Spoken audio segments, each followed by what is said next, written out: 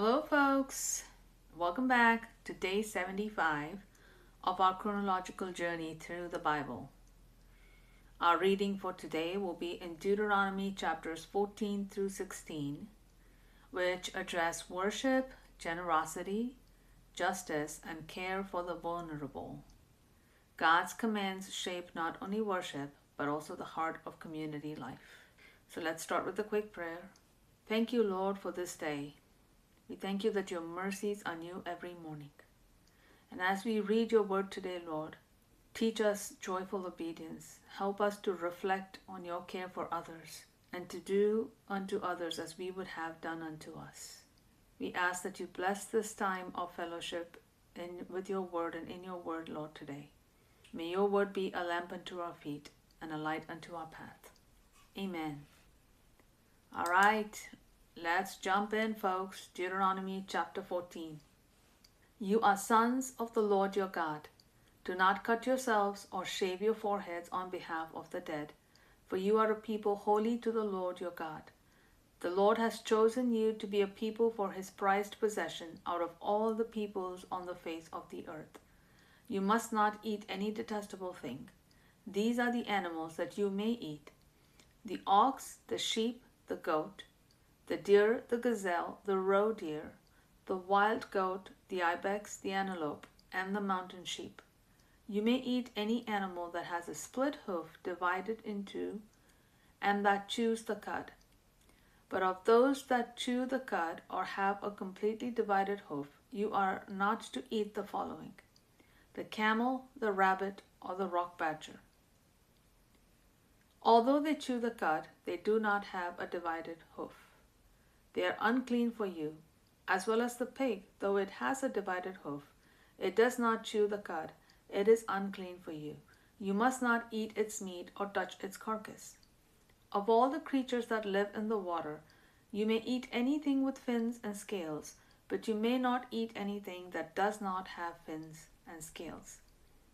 It is unclean for you. You may eat any clean bird, but these you may not eat: the eagle, the bearded vulture, the black vulture, the red kite, the falcon, any kind of kite, any kind of raven, the ostrich, the screech owl, the gull, any kind of hawk, the little owl, the great owl, the white owl, the desert owl, the osprey, the cormorant, the stork, any kind of heron, the hoopoe or the bat. All flying insects are unclean for you. They may not be eaten, but you may eat any clean bird. You are not to eat any carcass. You may give it to the foreigner residing within your gates, and he may eat it, or you may sell it to a foreigner. For you are a holy people belonging to the Lord your God. You must not cook a young goat in its mother's milk. You must be sure to set aside a tenth of all the produce brought forth each year from your fields. And you are to eat a tenth of your grain, new wine and oil, and the firstborn of your herds and flocks, in the presence of the Lord your God, at the place he will choose as a dwelling for his name, so that you may learn to fear the Lord your God always. But if the distance is too great for you to carry that with which the Lord your God has blessed you, because the place where the Lord your God will choose to put his name is too far away, then exchange it for money. Take the money in your hand, and go to the place the Lord your God will choose. Then you may spend the money on anything you desire: cattle, sheep, wine, strong drink, or anything you wish. You are to feast there in the presence of the Lord your God, and rejoice with your household. And do not neglect the Levite within your gates, since he has no portion or inheritance among you. At the end of every 3 years, bring a tenth of all your produce for that year, and lay it up within your gates. Then the Levite, because he has no portion or inheritance among you, the foreigner, the fatherless, and the widow within your gates, may come and eat and be satisfied. And the Lord your God will bless you in all the work of your hands. Chapter 15. At the end of every 7 years you must cancel debts. This is the manner of remission. Every creditor shall cancel what he has loaned to his neighbor.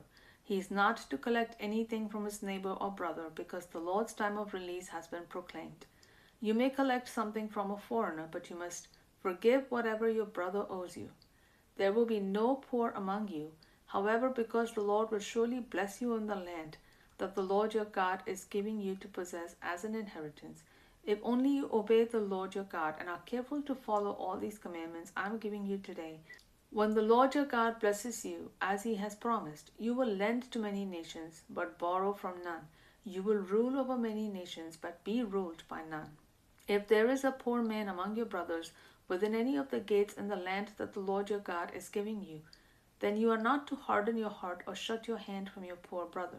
Instead, you are to open your hand to him and freely loan him whatever he needs. Be careful not to harbor this wicked thought in your heart. The seventh year, the year of release, is near, so that you look upon your poor brother begrudgingly and give him nothing. He will cry out to the Lord against you, and you will be guilty of sin. Give generously to him, and do not let your heart be grieved when you do so. And because of this, the Lord your God will bless you in all your work, and in everything to which you put your hand. For there will never cease to be poor in the land. That is why I am commanding you to open wide your hand to your brother and to the poor and needy in your land. If a fellow Hebrew, a man or a woman, is sold to you and serves you 6 years, then in the 7th year you must set him free. And when you release him, do not send him away empty-handed. You are to furnish him liberally from your flock, your threshing floor, and your winepress. You shall give to him as the Lord your God has blessed you. Remember that you were slaves in the land of Egypt, and the Lord your God redeemed you. That is why I am giving you this command today. But if your servant says to you, I do not want to leave you, because he loves you, and your household, and is well off with you, then take an awl and pierce it through his ear into the door, and he will become your servant for life. And treat your maidservant the same way. Do not regard it as a hardship to set your servant free, because his 6 years of service were worth twice the wages of a hired hand. And the Lord your God will bless you in all you do. You must set apart to the Lord your God every firstborn male produced by your herds and flocks. You are not to put the firstborn of your oxen to work, nor are you to shear the firstborn of your flock. Each year you and your household are to eat it before the Lord your God, in the place the Lord will choose. But if an animal has a defect, is lame or blind, or has any serious flaw, you must not sacrifice it to the Lord your God. Eat it within your gates. Both the ceremonially unclean and clean may eat it as they would a gazelle or a deer, but you must not eat the blood. Pour it on the ground like water. Chapter 16. Observe the month of Abib, and celebrate the Passover to the Lord your God, because in the month of Abib the Lord your God brought you out of Egypt by night. You are to offer to the Lord your God the Passover sacrifice from the herd or flock, in the place the Lord will choose as a dwelling for his name. You must not eat leavened bread with it. For 7 days you are to eat with it unleavened bread, the bread of affliction, because you left the land of Egypt in haste, so that you may remember for the rest of your life the day you left the land of Egypt. No leaven is to be found in all your land for 7 days, and none of the meat you sacrifice in the evening of the first day shall remain until morning. You are not to sacrifice the Passover animal in any of the towns that the Lord your God is giving you. You must only offer the Passover sacrifice at the place the Lord your God will choose as a dwelling for his name. Do this in the evening as the sun sets, at the same time you departed from Egypt, and you shall roast it and eat it in the place the Lord your God will choose. And in the morning you shall return to your tents. For 6 days you must eat unleavened bread, and on the 7th day you shall hold a solemn assembly to the Lord your God, and you must not do any work. You are to count off 7 weeks from the time you first put the sickle to the standing grain, and you shall celebrate the Feast of Weeks to the Lord your God with the freewill offering that you give in proportion to how the Lord your God has blessed you. And you shall rejoice before the Lord your God in the place he will choose as a dwelling for his name. You, your sons and daughters, your men servants and maidservants, and the Levite within your gates, as well as the foreigner, the fatherless, and the widows among you. Remember that you were slaves in Egypt, and carefully follow these statutes. You are to celebrate the Feast of Tabernacles for 7 days, after you have gathered the produce of your threshing floor and your winepress, and you shall rejoice in your feast, you, your sons and daughters, your men servants and maidservants, and the Levite, as well as the foreigner, the fatherless, and the widows among you. For 7 days you shall celebrate a feast to the Lord your God in the place he will choose. because the Lord your God will bless you in all your produce and in all the work of your hands, so that your joy will be complete. 3 times a year all your men are to appear before the Lord your God in the place he will choose, at the feast of unleavened bread, the feast of weeks, and the feast of tabernacles. No one should appear before the Lord empty-handed.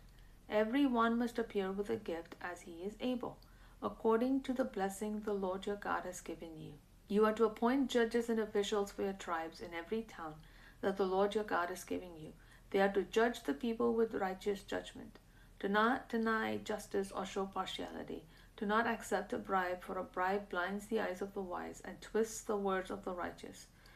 Pursue justice and justice alone, so that you may live, and you may possess the land that the Lord your God is giving you. Do not set up any wooden Asherah pole next to the altar you will build for the Lord your God, and do not set up for yourselves a sacred pillar which the Lord your God hates. So we see, folks, here that worship and justice are inseparable. God's people are called to generosity and compassion. Our faith is visible in how we treat others. It goes, to the second commandment that Jesus said for us to follow. Love your neighbor as yourself. Think on these things, and we'll call it a day today. We'll see you again tomorrow for day 76. God bless.